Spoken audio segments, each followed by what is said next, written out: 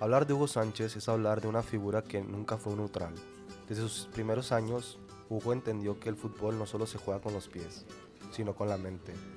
Mientras muchos futbolistas preferían mantenerse en segundo plano, él decidió colocarse en el centro del escenario. No le tuvo miedo a la crítica ni al rechazo, porque estaba convencido de algo. Si quería ser el mejor, tenía que creérselo antes que nadie. En una época donde el fútbol mexicano era visto como inferior al europeo, Hugo Sánchez rompió en esa percepción. No pidió oportunidades, las exigió. No pidió respeto, lo ganó a base de goles. Y no pidió permiso para decírselo públicamente. Él se consideraba uno de los mejores delanteros del mundo. El tiempo y los números terminaron dándole la razón. Disciplina antes que talento. Hugo Sánchez Márquez nació el 11 de julio de 1958 en la Ciudad de México.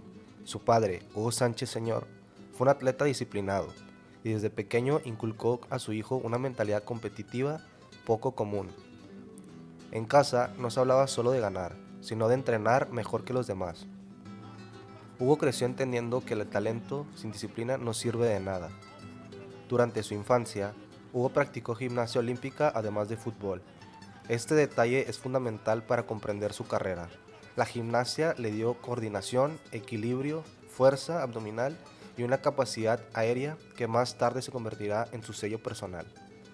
No era casualidad que pudiera ejecutar estas chilenas con una naturalidad que parecía imposible para otros delanteros. Era algo único. A los 14 años ingresó a las fuerzas básicas de Pumas UNAM, una institución que apostaba por la formación integral del futbolista. Ahí Hugo no solo se desarrolló como delantero, también aprendió a leer el juego, a posicionarse y entender el talento desde una perspectiva táctica. Hugo debutó profesionalmente en 1976 con Pumas UNAM. Sus primeros partidos fueron de aprendizaje. No era todavía la estrella, pero su olfato goleador ya era evidente. Hugo no corría de más, no desperdiciaba movimientos. Cada desmarque tenía un propósito. Con el paso de las temporadas se convirtió en el referente ofensivo del equipo. Su capacidad para definir con ambas piernas, su anticipación y su lectura del área lo diferenciaba del resto. En 1979 se proclamó campeón de goleo, así considerado su estatus como el delantero más prometedor del fútbol mexicano. Con Pumas ganó 2 títulos de liga, en 1977 y en 1981. Pero más allá de los trofeos, Hugo entendió algo crucial. México se le estaba quedando chico. Su ambición iba más allá del reconocimiento local. Él quería competir contra los mejores del mundo. Así llegado el año 1981, Hugo Sánchez dio el paso que pocos mexicanos se atrevieron a dar: emigrar a Europa. Fichó por el Atlético de Madrid, un club exigente con una afición apasionada y un entorno hostil para los extranjeros. La adaptación fue dura. El fútbol español era físico, táctico y mucho más rápido.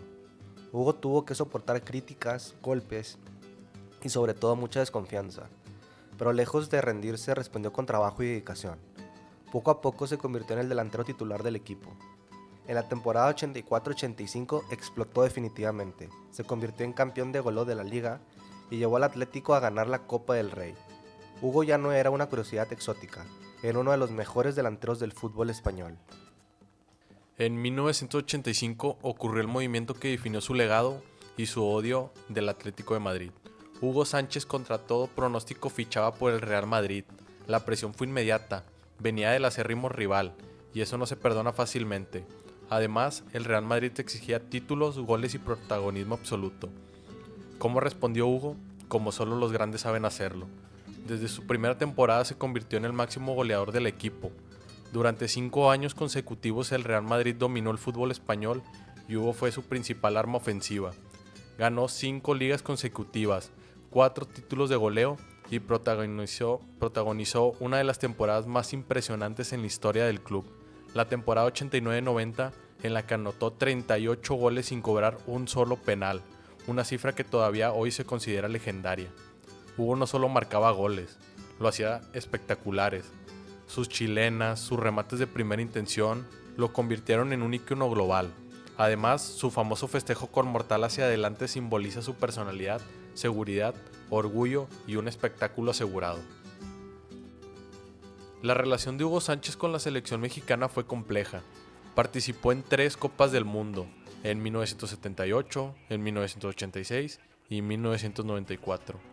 En el Mundial de México 86 la expectativa era enorme. El país entero confiaba en que Hugo lideraría una hazaña histórica. Sin embargo, el penal fallado ante Alemania quedó marcado como uno de los momentos más dolorosos de su carrera. A pesar de ello, Hugo fue duramente más de una década al máximo, referente del fútbol mexicano, capitán y líder dentro y fuera de la cancha. Del mito europeo al juicio del fútbol mexicano. Cuando Hugo Sánchez dejó al Real Madrid en 1992, no solo regresó a México un futbolista, regresó un mito viviente. Ningún jugador mexicano había alcanzado lo que él había logrado en Europa. Títulos de liga, campeonatos de goleo, récords históricos y sobre todo un gran reconocimiento mundial. Pero ese mismo prestigio sería también una carga para él, porque cuando Hugo volvió, el fútbol mexicano no lo recibió como un héroe intocable, sino como una figura bajo lupa permanente. Después de 7 temporadas gloriosas en el Real Madrid, Hugo ya no era el mismo físicamente. Tenía más de 30 años y había pasado por un fútbol extremadamente exigente. Aún así, su mentalidad seguía intacta. Él no regresó para retirarse cómodamente. Regresó convencido de que todavía podía marcar diferencia.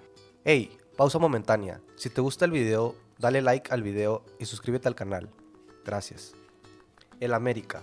El primer destino de Hugo Sánchez tras Europa fue las Águilas del América. El fichaje fue mediático, polémico y explosivo desde el primer día.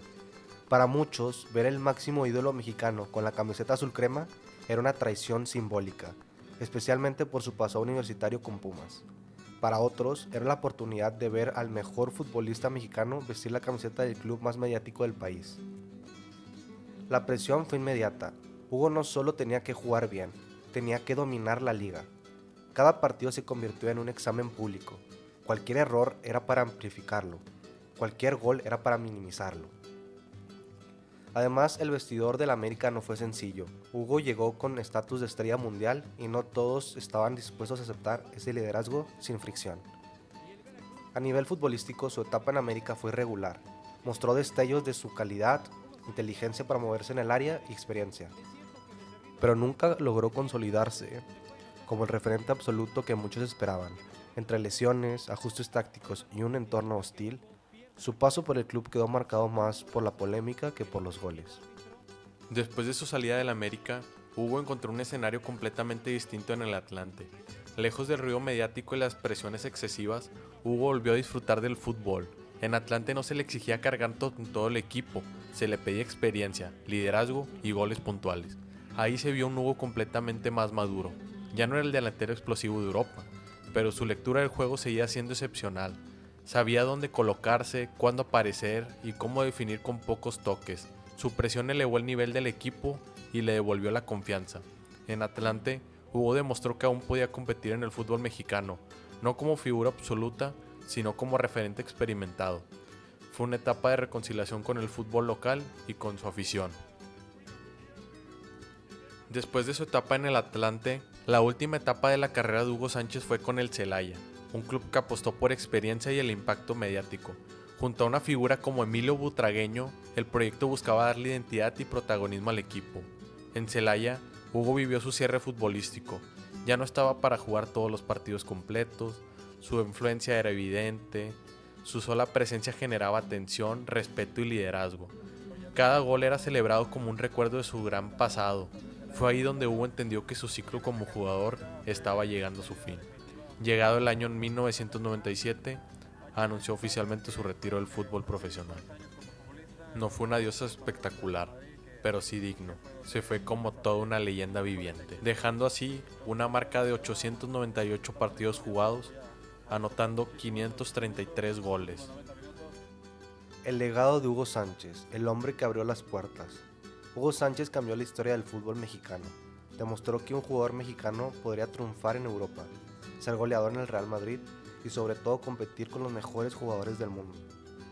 Su legado va más allá de goles y títulos. Cambió la mentalidad de muchos jugadores mexicanos. Esto fue Crónicas Deportivas. Si te gustó el video, te agradeceríamos mucho que le dieras like y te suscribieras al canal. y sobre todo dejarnos en la caja de comentarios qué jugador o qué club te gustaría ver para el siguiente episodio. Gracias.